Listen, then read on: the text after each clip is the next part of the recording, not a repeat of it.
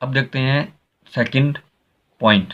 Second point देखते हैं अब, the longitudinal bar shall be spliced. Spliced मतलब जो आपकी ओवरलैप होती है only if hoops are provided over the entire splice length at spacing not exceeding 150 millimetre. जैसे कि आप ये फ्लेक्सर मेंबर देख रहे हैं, जो बीम है, जो आपका बॉटम टेंशन रिइंफोर्समेंट है, जो यहाँ पे अपने बॉटम में क्या क्या अपने ओवरलैप लेंथ किया है, तो इसमें जो ओवरलैप लेंथ है वो डेवलपमेंट लेंथ से कम नहीं होनी चाहिए। एंड सेकंड कंडीशन ये है कि जो इसकी स्पेसिंग है, स्पेसिंग ऑफ द बार है, इसमें आप देखें यहाँ पे स्पेसिंग आपकी ज़्यादा है, ठीक है, और जो स्पेसिंग है ये 150 मिलीमीटर से ये कम नहीं होनी चाहिए। जितना भी आपके डेवलपमेंट लेंथ लिया है वहीं पे आप इसकी जो स्पेसिंग है वो कम कर देंगे, या स्कोर कहता है, ठीक है। तो मिनिमम स्पेसिंग 150 मिलीमीटर से कम नहीं होनी चाहिए। कोशिश करनी चाहिए कि जो आपका एंड जोन होता है, कॉलम एंड बीम का जंक्शन जो एंड जोन होता है वही आपको यहाँ पे स्पेसिंग रखिए। तो ये मिनिमम 150 मिलीमीटर से कम नहीं होनी चाहिए जहाँ पे हमने डेवलपमेंट लेंथ प्रोवाइड किया है, डेवलपमेंट जो ओवरलैप लेंथ है। जो मोस्टली ड्राइंग में आपने देखा होगा जो डेवलपमेंट लेंथ होता है, जैसे कि यहाँ पे हमने डेवलपमेंट लेंथ निकाला, जैसे 15 टू डी होता है, इसमें दिखा हुआ है 15 टू, चलो मैं दिखा देता हूँ, 150 मिलीमीटर, क्लियर। तो the lap length shell not be less than the bar development length. ये आपकी डेवलपमेंट लेंथ इन टेंशन, आपका जो टेंशन इन्फोर्समेंट है, बॉटम का इन्फोर्समेंट है, वो डेवलपमेंट लेंथ से कम नहीं होना चाहिए। तो lap spell not be provided, जो लैप है कहाँ पे नहीं प्रोवाइडेड, कहाँ पे प्रोवाइडेड नहीं करनी चाहिए, विद ए जॉइंट। जैसे कि प्राइमरी एंड सेकेंडरी बीम होता है, वहाँ पे जॉइंट होता है, तो वहाँ पे लैप लेंथ प्रोवाइड नहीं करेंगे। जैसे बीम ए, ये बीम कंटिन्यूस बीम हो गई, ये सेकेंडरी बीम हो गई, तो ये जॉइंट जंक्शन हो गया, तो जॉइंट में आप डेवलप या लैप लेंथ प्रोवाइड नहीं करनी है वहाँ पे। सेकंड पॉइंट क्या था, with the distance of 2D। 2D क्या होता है, जैसे कॉलम हो गया, यहाँ पे आपका कॉलम हो गया, ये आपका 2D डिस्टेंस हो गया, ये वाला 2D डिस्टेंस। तो 2D आपका डिस्टेंस हो गया, इसके अंदर अंदर में आपको क्या करना है, तो इसमें भी आपको क्या करना है, ओवरलैप लेंथ प्रोवाइड नहीं करनी है, इसके अंदर अंदर भी आपको ओवरलैप लेंथ प्रोवाइड नहीं करनी है। And with a quarter length of the member where flexural yielding में जनरली ओकर। देखिए फ्लेक्सुरल मेंबर जहाँ पे क्वार्टर लेंथ होती है, जो आपकी क्वार्टर लेंथ होती है, वहाँ पे उसमें आपको क्या करना है, फ्लेक्सुरल यील्डिंग में जनरली ओकर लिया जाता है under the effect of earthquake forces. Earthquake forces के अंडर, जहाँ पे अर्थ ये आपका मिडल पॉइंट होता है, जहाँ पे सबसे ज़्यादा अर्थक्वेक लोड होता है, तो वहाँ पे बीच में आपको मिडल पॉइंट में बीच में आपको क्या करना है, ओवरलैप लेंथ प्रोवाइड नहीं करनी है। तो not more than 50% of the bar shall be spliced one section. तो वन सेक्शन वन टाइम में आपको 50%, तो 50 इंटू डब द बार जितना लेना है आपको 50% आपको ये आपको प्रोवाइड करना है। जैसे कि 16 बार का है तो गुना 16 इंटू 16 इंटू 50 डिवाइड बाई 100, तो 50% आपको इसमें प्लस करना है, ठीक है। तो 50 इंटू 16, तो आपका 50% आपको इसमें बढ़ा देना है। ये डेवलपमेंट लाइन 50% तक मिनिमम होनी चाहिए, 15 टू डी तक। उसके बाद देखते हैं वेल्डिंग। अगर आप ये कर रहे हैं, वेल्डिंग कर रहे हैं इस पे, जैसे कि डाक दीवार मोटा है, तो उसमें वेल्डिंग क्या करना है आपको, मैकेनिकल कंपैक्शन में बी मेड IS, जैसे कि 456 1978 में देखेंगे तो उसमें क्लोज नंबर ये है, तो उसके बेस पे आपको टेस्ट होना चाहिए वेल्डिंग का। उसके बाद देखते हैं वेब रेनफोर्समेंट। वेब रेनफोर्समेंट आपका क्या आएगा, कॉल जैसे बीम है, बीम के अंदर आप स्ट्रप यूज कर रहे हैं, तो देखते हैं हुप्स जो प्रोवाइड कर रहे हैं क्या करना है। तो web reinforcement shall consist of vertical hoop, vertical आपका ये bar horizontal longitudinal reinforcement, and vertical आपको क्या हुआ, स्ट्रप्स के उसको क्या करेंगे, टाइज करेंगे, इसको अंदर स्ट्रप्स हुप्स प्रोवाइड करना है। तो a vertical hoop is a close stirrup, ठीक है, ये आपका क्लोज स्ट्रप होगा जो बार को क्लोज रखता है, आपको फेलियर से रोकता है। तो 135 डिग्री जो आपका ये हुक ले रहे हैं, जैसे कि आप ये हुक देख रहे हैं, तो ये क्या होना चाहिए, जैसे कि स्ट्रेट हुआ तो 135 डिग्री पे आपको ये 135 डिग्री पे बेंड हो गया है। 10 और with A 10 diameter extension but not less than 75 millimetre. जो ये हुक की लेंथ होगी इसकी क्या होगी, मिनिमम होनी चाहिए 10 इंटू डी। 10 टू डी से ये लेंथ कम नहीं होगी, और या फिर 75 मिलीमीटर से कम नहीं होनी चाहिए।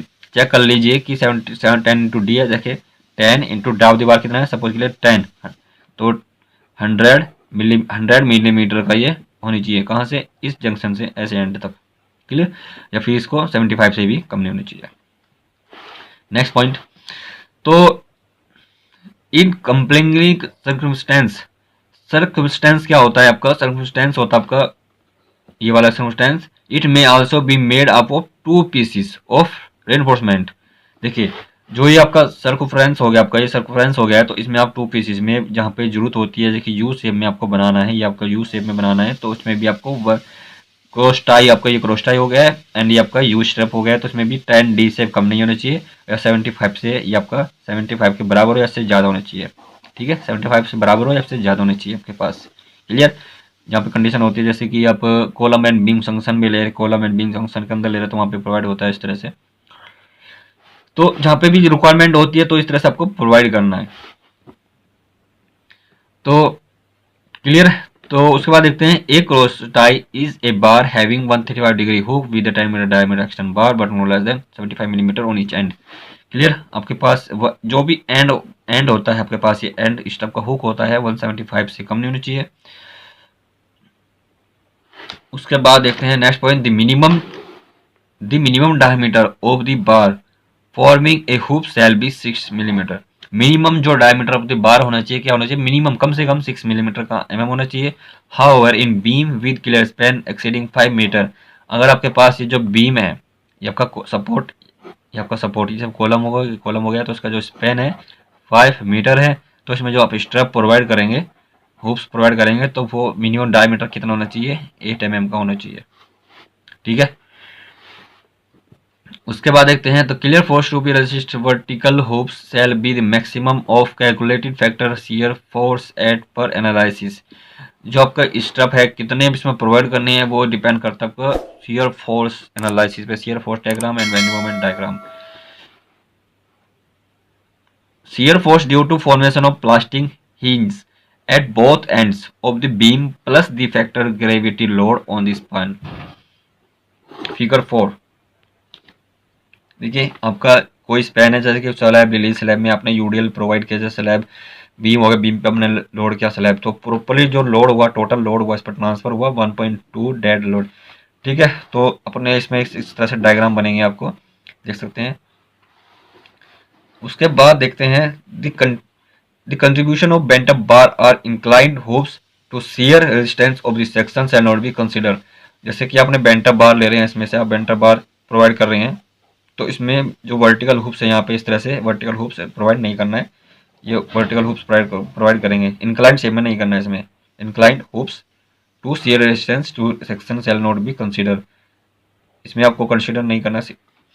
नेक्स्ट पॉइंट देखते हैं, the spacing of hoops over a length of 2D।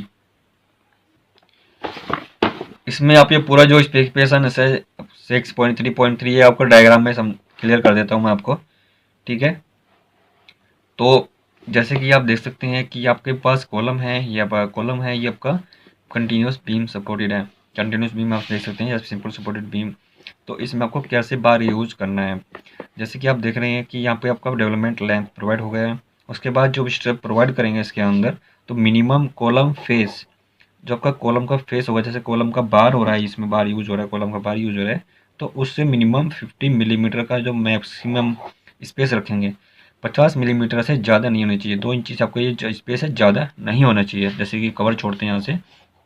ठीक है, तो 50 में से ज़्यादा नहीं होना चाहिए बोथ फेस में से। और जो आपके पास डी है, ये आपके पास क्या है? Effective depth of the beam कहाँ पे होता है? टॉप फेस, आपका top face of the beam, और जो उसका सेंटर जो फेस होता है बार का, वो आपका इफेक्टिव डेप्थ होता है। तो देखिए यहाँ पे जैसे शो कर रहा है, minimum 2 bar for full length along top and bottom face. देखिए जो टॉप बार है एंड बॉटम बार है, मिनिमम आपको 2 बार यूज होनी चाहिए। तो as P minimum B D के आपके डेप्थ द बार, ठीक है, और मैक्सिमम बी डी, तो आपके पास मैक्सिमम डेप्थ द बार से होना चाहिए, ब्रेथ इंटू डेप्थ। ब्रेथ आपके पास 300 इंटू डेप्थ आपके पास 450, तो आपके पास मिनिमम मैक्सिमम इतने से ज़्यादा नहीं होनी चाहिए डेप्थ दी बार। तो हुप्स देखिए, एंड जोन और middle zone. And zone middle zone देखते हैं कैसे होता है। कॉलम का जो फेस है, उसके फेस से जो फेस में आपका जो एंड जोन होगा, कितनी स्पेसिंग कम रखते हैं, तो वो कितना होता है? 2D की आपके पास 2 into depth of the beam.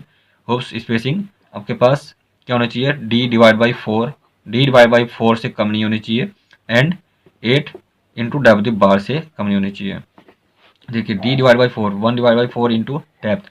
Depth की आपके पास सपोज कीजिए 350, 350 डिवाइड बाई 4, ठीक है।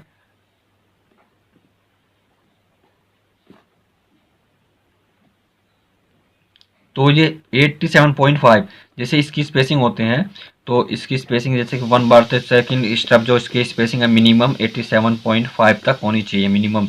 और कहाँ तक, 2D तक। सपोज कीजिए इसकी जो लेंथ है, तो बीम की डेप्थ है 350, 350 इसकी बीम की डेप्थ है, तो गुना करेंगे 2 बराबर आएगा 700 मिलीमीटर। 700 मिलीमीटर में से अब आपको क्या करना है, डिवाइड बाई करना है 87.5 प्लस 1, 87, 700 डिवाइड बाई 87.5, ठीक है। तो आपके पास कितने आ गए, 8, सॉरी प्लस 1 है, प्लस 1 इक्वल टू 9 स्टफ। तो आपके पास यहाँ पे कितने स्टफ होंगे, 9। मैंने फुल क्लियरली से वीडियो में भी सिखाया हुआ कि बीम के अंदर स्टफ कैसे निकालते हैं, इस पर ड्राइंग स्ट्रक्चर, इसी बेस पे मैंने वीडियो बना चुका हूँ। स्टफ्स बीम में कैसे निकालते हैं, स्टफ कॉलम में कैसे स्टफ क्वांटिटी निकालते हैं। तो हुप्स आपके देखते हैं मिडल जोन, आपके पास सेम प्रोसीजर ये रहेगा इसके अंदर। 2D आपके पास जो लेंथ रहेगी 2D तक रहेगी, और स्पेसिंग आपकी जो आपके पास 8 डब दीवार, जैसे कि 8 मिनिमम डब दीवार कितना ले रहे, मिनिमम आपके पास है सपोज ये 16,